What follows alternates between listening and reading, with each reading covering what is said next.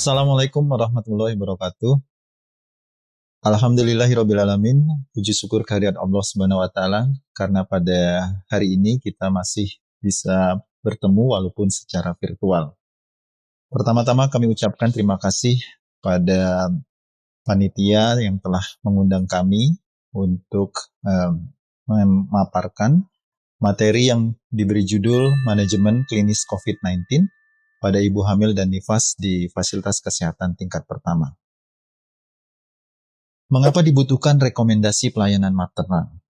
Ini yang menjadi pertanyaan kita semua. Yang pertama adalah bahwa penyebaran yang sangat cepat dan transmisi dari COVID-19 antar manusia, di Indonesia reproductive number-nya mencapai 2,5. Kalau kita bandingkan dengan SARS-CoV dan MERS-CoV, itu yang kurang dari 1, maka transmisi ini termasuk transmisi yang sangat cepat. Kemudian yang kedua, bahwa kemungkinan adanya transmisi dari ibu ke bayi ini belum dapat disingkirkan. Jadi kemungkinan terjadinya vertical transmission itu masih ada.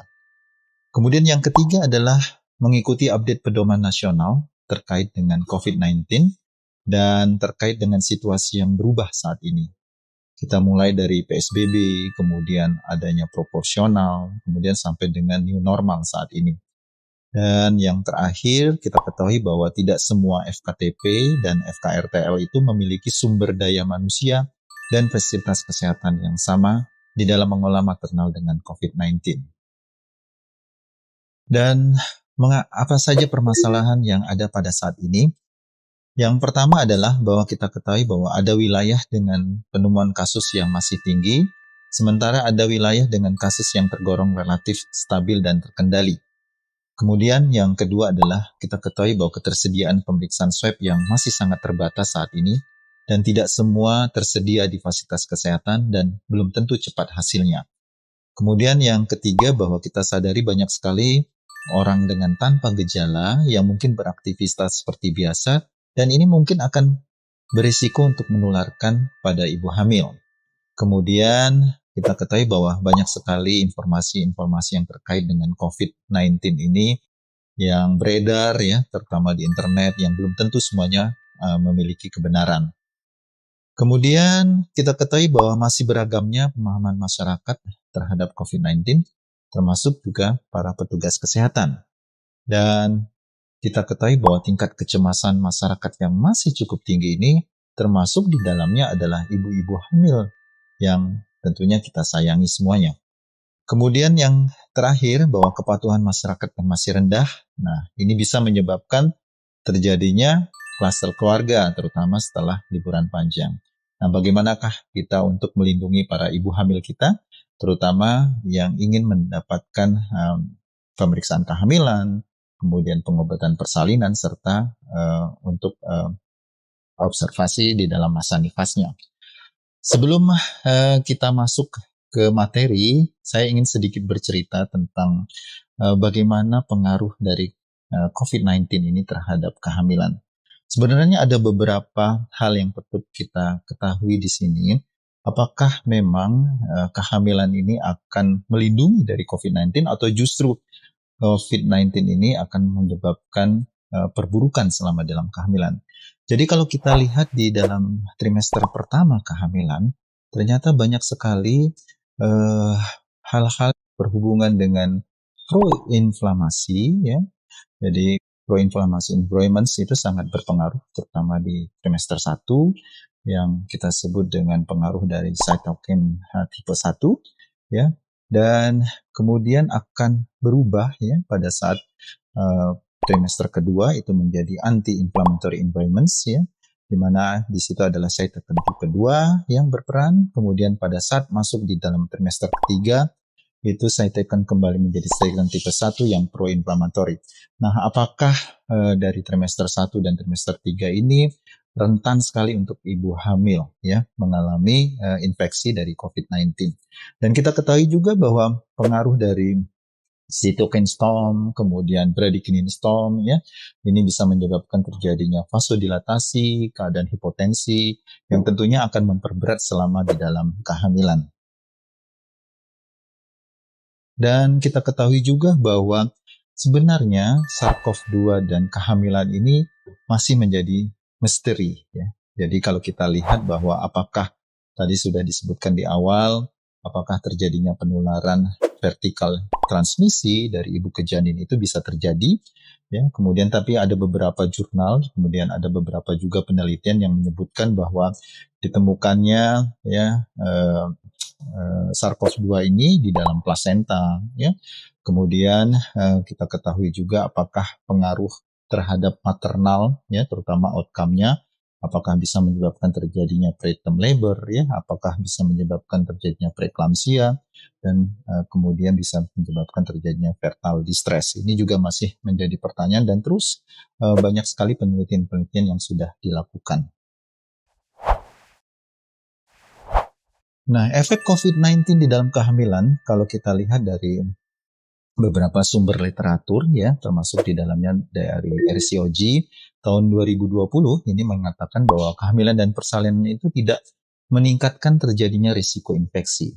Kemudian yang kedua, bahwa perubahan pada sistem imun fisiologis pada ibu hamil itu sangat terkait dengan gejala infeksi COVID-19 yang lebih berat. Dan yang ketiga, bahwa kebanyakan ibu hamil itu biasanya mengalami gejala ya cold flu-like symptom ya, biasanya derajatnya hanya ringan sampai dengan sedang.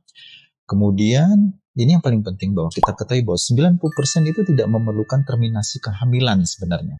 Dan risiko ini terutama meningkat pada kehamilan dengan komorbid. Nah, pengaruh COVID-19 sendiri terhadap fetus ya, banyak sekali ya, beberapa literatur, kemudian jurnal yang menyatakan bahwa adanya temuan yang menunjukkan bahwa kemungkinan adanya transmisi vertikal COVID-19 ini semakin banyak. Ini dilaporkan mulai dari awal tahun lalu ya. Di awal-awal COVID-19 itu sampai dengan April 2020 itu banyak sekali ya pemberitaan atau informasi yang kita dapatkan. Dan menyebutkan bahwa sebenarnya adanya transmisi plasenta itu tidak bisa disingkirkan. Artinya bahwa kita tetap harus berhati-hati ya. Kemungkinan terjadinya penularan dari ibu ke janin itu bisa tetap terjadi. Baik. Nah, bagaimana kita melakukan screening dan diagnosis COVID-19 pada maternal? Ini ada satu jurnal yang coba kita tayangkan di sini, di mana dari 2.500 ibu yang melahirkan di New York itu 211 itu tanpa gejala, ya. Hanya 29 orang atau 13,7% itu yang positif COVID dari hasil pemeriksaan swab. Dan dari 29 dari total 33 pasien positif COVID itu tanpa gejala, jadi 87,9%. Sehingga kita mengambil kesimpulan bahwa screening universal untuk COVID-19 itu pada semua ibu hamil yang akan melahirkan perlu dilakukan secara rutin. Nah, ini adalah rekomendasi screening dan diagnosis COVID-19 pada maternal yang dikeluarkan oleh POGI bersama-sama dengan Kementerian Kesehatan bahwa mengatakan bahwa screening universal pada semua ibu hamil yang akan melahirkan itu perlu dilakukan secara rutin ya. Artinya apa? Artinya bahwa gold standard untuk pemeriksaan diagnosis COVID-19 itu masih dengan menggunakan pemeriksaan RT-PCR, nasofaring, atau oropharyngeal swab. Jika tidak dapat dilakukan universal swab, maka ini bisa diganti dengan metode screening yang lain. Jadi teman-teman yang berada di FKTP jangan merasa khawatir ya. Kalau misalnya tidak bisa dilakukan dengan screening yang memang sudah menjadi gold standard, maka metode screening yang lain bisa kita gunakan. Biasanya kita bisa lihat dari gejala klinis, ya, kemudian dari riwayat kontak atau perjalanan, atau dari pemeriksaan rapid test antibody atau antigen, ya, dan pemeriksaan darah lengkap. Nah, kalau pemeriksaan darah lengkap tentunya hampir semua puskesmas itu memiliki laboratorium, ya, sehingga kita bisa melakukan pemeriksaan limfopenia ya, kemudian NLR-nya lebih dari 5,8 ya, atau kalau misalnya punya CT scan atau fototoraks bisa dikerjakan. Nah, dari screening ini kemudian kita bisa menentukan apakah pasien tersebut masuk ke dalam suspek atau non-COVID. Nah, kasus suspek nanti perlu dilakukan lagi tes diagnostik RT-PCR seperti itu. Baik. Nah, ini adalah screening COVID ya. Jadi screening ini berbasis pada zona wilayah ya. Jadi Kalau ibu-ibu yang akan bersalin ya datang, kita harus lihat dulu. Yang pertama kondisi ibu hamilnya ya, ada tanda tanpa tanda dan gejala COVID-19 ya. Atau memang ibu hamil itu dalam kontak erat atau tanpa penyulit obstetrik ya, di mana NR-nya kurang dari 5,8, limfositnya normal dan rapid test non reaktif. Maka ini sangat tergantung sekali dengan zona wilayah ya. Jadi kalau misalnya zonanya kuning atau merah, maka screening dari status COVID-19 dengan RT-PCR ya. Jika tidak tersedia fasilitas dan sumber daya untuk RT-PCR, nah ini biasanya bisa dilakukan oleh teman-teman di FKTP ya, bisa dilakukan rapid test atau pemeriksaan darah NLR ya. Kemudian untuk zona kuning dan merah ini persalinan di FKTP itu tanpa melonggarkan pemakaian APD tentunya ya. Tetapi kalau yang untuk di zona hijau, maka screening itu sebelum persalinan mengikuti metode surveillance ya untuk COVID-19 secara umum. Ya. Jadi ini yang harus diingat oleh teman-teman terutama yang bekerja di FKTP. Nah, bagaimana dengan asuhan antenatal? Nah, kalau kita lihat ini the old normal. Jadi ini adalah dulu ya sepertinya ya. Jadi kalau kita menerima pasien seperti ini, kalau kita lihat sudah tidak ada lagi distancingnya ya. Terus kalau kita lihat sangat banyak sekali pasien kita ya. Ya, kemudian kita lihat coba. Nah, ini yang sekarang kita lakukan ya, the new normal ya. Jadi kita sudah mulai melakukan distancing ya, kemudian menjaga jarak seperti itu ya, menggunakan masker ya, selalu mencuci tangan, itu menjadi kebiasaan baru kita tentunya ya, termasuk nantinya teman-teman di FKTP dan bagaimana dengan pasien-pasien kita yang datang juga seperti itu melakukannya. Bagaimana dengan rekomendasi asuhan antenatal? Untuk pemeriksaan kehamilan di era pandemi, dari POGI maupun dari Kementerian Kesehatan itu menganjurkan untuk pemeriksaan sebanyak 6 kali. Jadi bisa dilakukan di 12 minggu ya. Pada saat itu kita melakukan konfirmasi usia kehamilan dan taksiran persalinan. Kemudian bisa kita lanjutkan pada usia kehamilan 20 sampai dengan 24 minggu dan 28 minggu ini untuk mengevaluasi anatomi janin, pertumbuhan janin dan pemeriksaan laboratorium. Tentunya mungkin kalau misalnya FKTP yang memiliki alat ultrasonografi ini bisa dilakukan. Kemudian pada usia 32, 36 ya, kemudian menjelang persalinan ini sudah kita bisa siapkan untuk persiapan persalinan. Nah, bagaimana dengan aluran pelayanan ANC di era kebiasaan baru tersebut ya? Jadi biasanya kita itu akan melakukan janji temu ya, termasuk mungkin di FKTP juga ya. Janji temu ya, teleregistrasi untuk layanan ANC. Jadi kita berharap bahwa teman-teman yang berada di FKTP ini sudah bisa melakukan teleregistrasi seperti ini ya. Dan ini juga bisa kita lakukan dengan cara menanyakan atau men-screening ya gejala atau riwayat kontak ya melalui telepon ataupun melalui online. Bila negatif atau tidak kita temukan hal tersebut, maka kunjungan itu sesuai jadwal ya.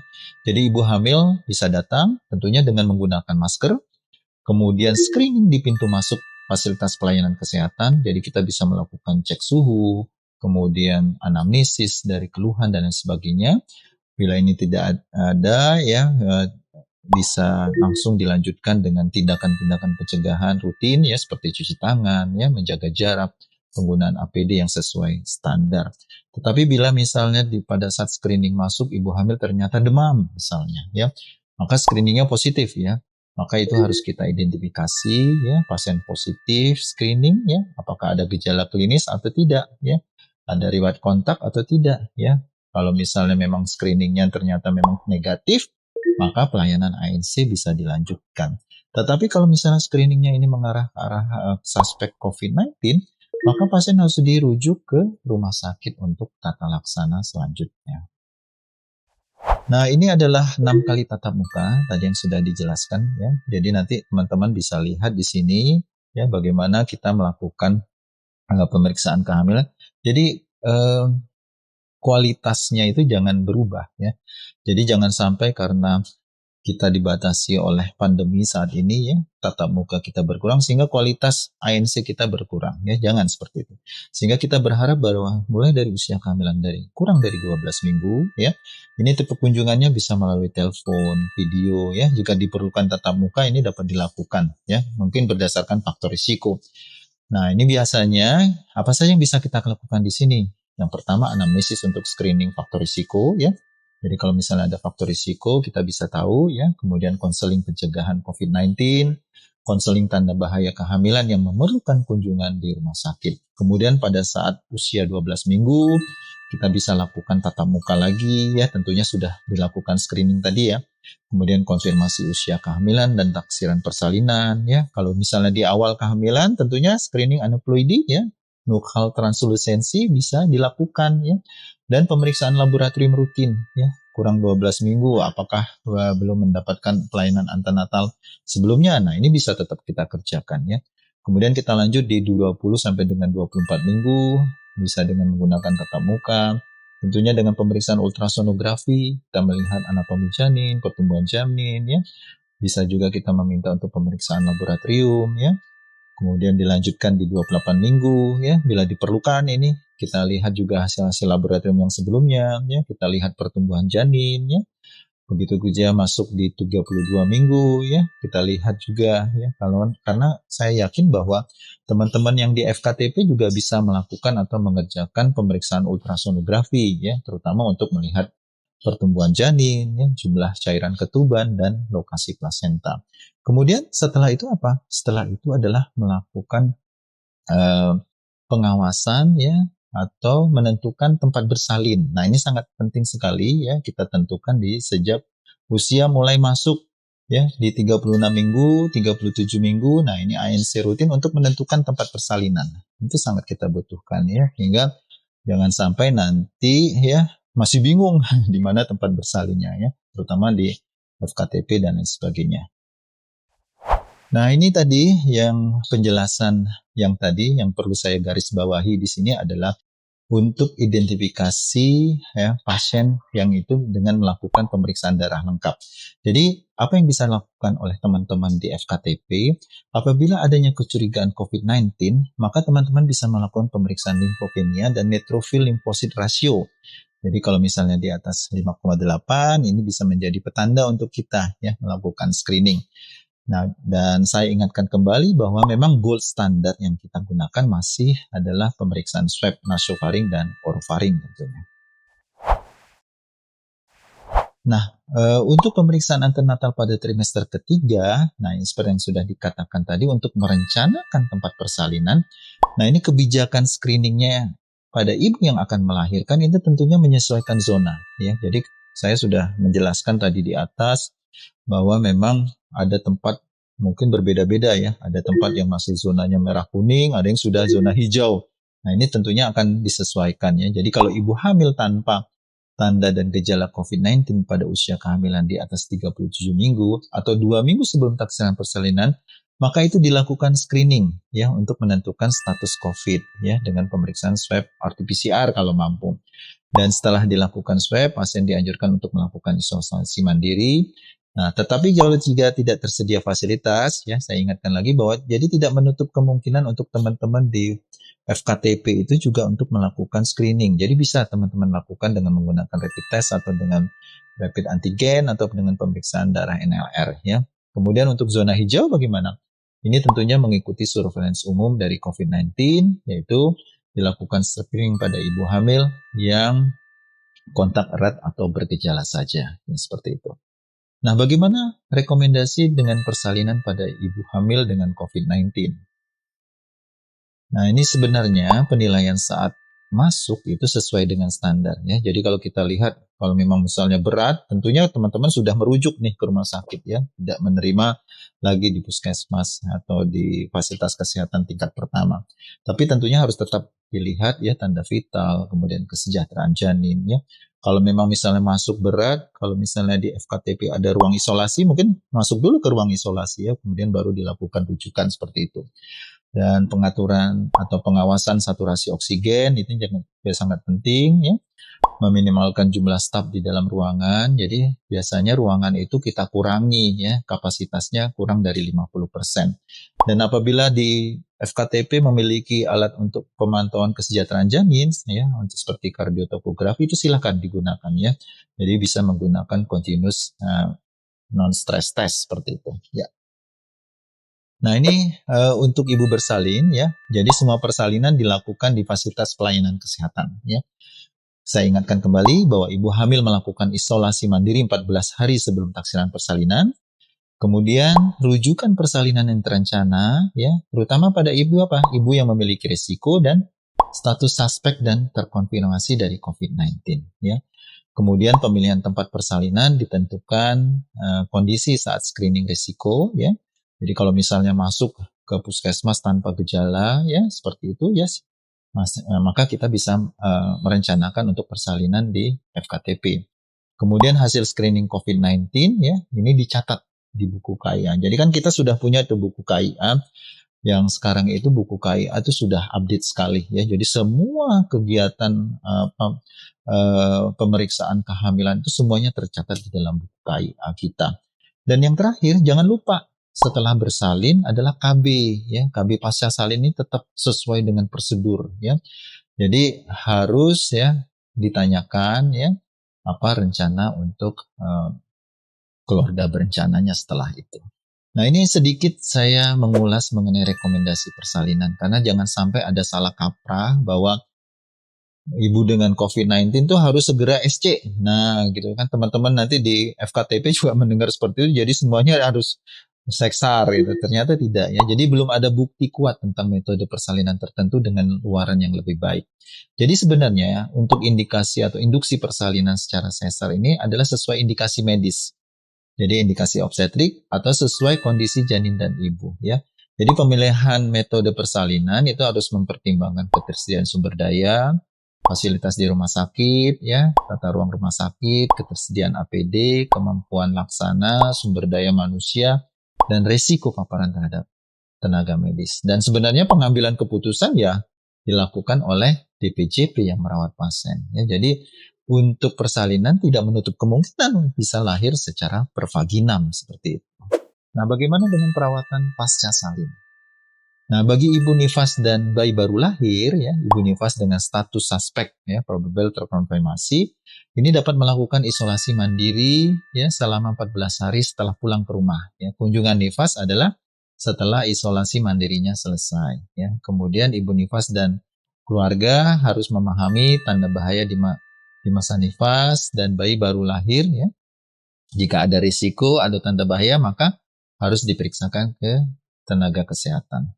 Kunjungan pertama, ya, ini sudah dijelaskan di sini ada bagannya ya, pelayanan pasca salin berdasarkan zona juga ya. Jadi ada kunjungan 1 bisa dilakukan di Fasiankes ya, sedangkan kunjungan 2 dan 3, 4 dilakukan sesuai dengan zonanya. Nanti bisa dilihat oleh teman-teman sesuai dengan zona hijau ya, kemudian zona kuning yang berisiko rendah atau orange risiko sedang dan merah dengan risiko tinggi.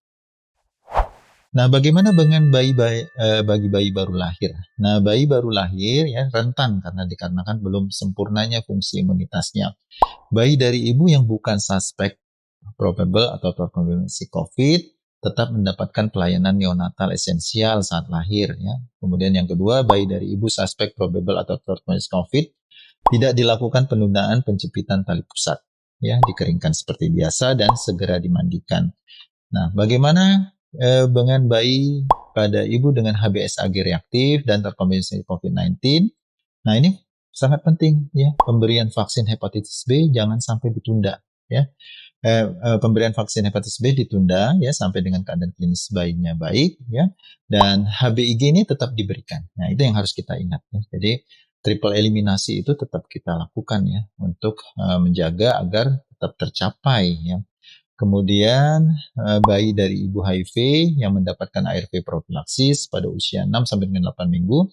Nah, ini dilakukan pemeriksaan early infant diagnostik ya bersama dengan imunisasi dari DPT, hepatitis B dan HIV. Dan bayi dari ibu sifilis diberikan injeksi benzathine penisilin ya. Jadi tetap diberikan ya.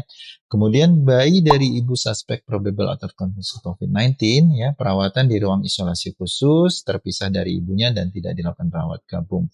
Kemudian untuk screening tiroid sendiri ya, ini dapat dilakukan setelah 24 jam ya sebelum ibu dan bayinya pulang dari fasilitas pelayanan kesehatan. Ya, jadi ingat bahwa hal-hal yang demikian tetap kita lakukan atau kita kerjakan. Baik, kemudian untuk yang menyusui dini ya, jadi untuk tenaga kesehatan itu harus melakukan konseling terlebih dahulu ya mengenai bahaya dan risiko penularan COVID-19 dari ibu ke bayi. Biasanya untuk inisiasi menyusui dini ini dilakukan atas keputusan orang tua ya. Jadi bila ibu dan keluarga memilih MD, maka ibu harus melakukan prosedur pencegahan penularan COVID-19 dengan menggunakan masker bedah, mencuci tangan, dan membersihkan payudara. Jadi tidak menutup kemungkinan bahwa untuk tetap memberikan ASI-nya ibunya. Ya. Nah, ini pemberian ASI ya pada bayi lahir dan ibu dengan suspek probable dan terkonfirmasi COVID-19. Seperti yang kita ketahui bahwa penularan COVID-19 melalui ASI ini belum diketahui secara pasti. Jadi risiko menyusui cenderung terjadi penularan melalui droplet karena bayi kontak dengan ibu ya. Untuk ibu yang tidak bergejala atau ringan dapat menyusu langsung dengan tetap melakukan pencegahan penularan COVID-19 ya. Seperti ibunya menggunakan masker bedah, mencuci tangan atau membersihkan payudara dengan sabun dan air. Kemudian bayi dari ibu dengan klinis ringan atau sedang ya diberikan ASI perah ya. Ibu memerah ASI dengan menerapkan pertama protokol kesehatan dan ASI perah diberikan oleh nakes atau keluarga yang sehat. Kemudian bayi dengan ibu dengan klinis yang berat ya diberikan ASI donor atau formula. Ibu tetap memerah ASI ya untuk mempertahankan produksi ASI dan dibuang sampai swab 2 kali berturut-turut dengan interval 24 jam negatif. Nah, ini adalah rekomendasi utama untuk tenaga kesehatan yang menangani ibu hamil ya. Jadi jangan sampai kita melupakan ya, kita juga harus melindungi diri kita ya. Penularan COVID-19 ya melalui kontak, droplet dan airborne ya tetap dapat dilakukan pencegahan penularannya. Yang pertama jaga jarak, sudah sering kita ingatkan ya. Kemudian gunakan APD yang sesuai ya. Jika ada tindakan membuka mulut atau menimbulkan aerosol, maka kita harus menggunakan masker N95. Kemudian memberitahu komite PPI jika ada ibu hamil dengan COVID-19 atau suspek. Kemudian tempatkan pasien dengan COVID-19 atau suspek di dalam ruangan khusus ya. Kemudian siapkan fasilitas perawatan terpisah pada ibu yang terkonfirmasi COVID-19 atau suspek dengan bayinya untuk mengurangi transmisi. Kemudian pemulangan pasien postpartum harus sesuai dengan rekomendasi yang tadi sudah disebutkan. Nah, ini adalah tabel penggunaan. Ini saya hanya menyebutkan saja yang terutama teman-teman yang di FKTP ya. Jadi kalau misalnya pelayanan ANC ya, itu harus ada ya. Terutama masker nih, N95 itu sangat ya kalau airborne ya seperti itu ya, terutama kalau misalnya kasus-kasus tertentu yang mungkin kita harus tangani terbukti nih screeningnya wah positif ya, siap-siap juga ya. Tapi kalau misalnya aman ya bisa kita gunakan masker bedah ya, kemudian pelindung kepala, face shield ya, gaun, kemudian sarung tangan seperti itu ya. Yang lainnya nanti bisa dilihat. Nah, ini terakhir ya mengenai vaksinasi pada tenaga kesehatan dan ibu hamil menyusui. Pertama kita tegaskan kembali bahwa tenaga kesehatan sebagai tenaga garis terdepan ini harus menerima prioritas vaksin COVID-19. Tentunya sampai saat ini mungkin mudah-mudahan teman-teman semua yang di FKTP ini sudah mendapatkan vaksinasi semuanya ya. Karena apa? Karena kalau misalnya kita sudah mendapatkan vaksin, maka risiko kita untuk mengalami sakit COVID-19 itu lebih rendah ya dibandingkan yang tidak divaksin. Nah, ini untuk ibu hamil ya. Jadi vaksinasi untuk ibu hamil itu sampai dengan sekarang belum direkomendasikan. Karena apa? Karena penelitian yang belum ada yang melibatkan ibu hamil. Tetapi untuk ibu menyusui ini sudah diperbolehkan ya, sepanjang memenuhi syarat pemberian. Kemudian ibu hamil dan menyusui termasuk populasi rentan yang harus dilindungi ya dengan cara patuhi protokol 3M. Artinya apa? Artinya suami, anggota keluarga yang dewasa di rumah itu harus segera divaksinasi ya. Baik, kemudian bagi perempuan yang berencana untuk mengikuti program kehamilan, nah biasanya disarankan untuk menunda dulu ya sampai mendapatkan vaksinasi ya. Kemudian penundaan program ini tidak terlalu lama ya. Kehamilan dapat dilakukan paling lama 1 bulan, 4 minggu setelah mendapatkan vaksinasi terakhir dari COVID-19 untuk menghindari terjadinya kejadian ikutan pasca imunisasi. Baik, kemudian, nah ini bagi yang perempuan yang telah melaksanakan vaksinasi lain dan diharapkan dapat tercapai titer yang tinggi dalam waktu singkat, maka dianjurkan untuk menyelesaikan vaksinasinya terlebih dahulu. Misalnya begini, misalnya ada ibu yang sedang mendapatkan vaksinasi hepatitis, kemudian harus mendapatkan booster, tapi mau vaksin COVID-19. Nah, selesaikan dulu ya vaksinasi hepatitisnya, kemudian baru setelah itu mendapatkan vaksinasi COVID-19. Atau pemberian vaksinasi lain yang selanjutnya hanya bersifat booster saja dapat ditunda ya, setelah pemberian vaksinasi dari COVID-19 ini selesai. Baik, mungkin demikian yang bisa saya sampaikan. Semoga semua kita selalu diberikan kesehatan dan kami ucapkan terima kasih. Saya akhiri. Wassalamualaikum warahmatullahi wabarakatuh.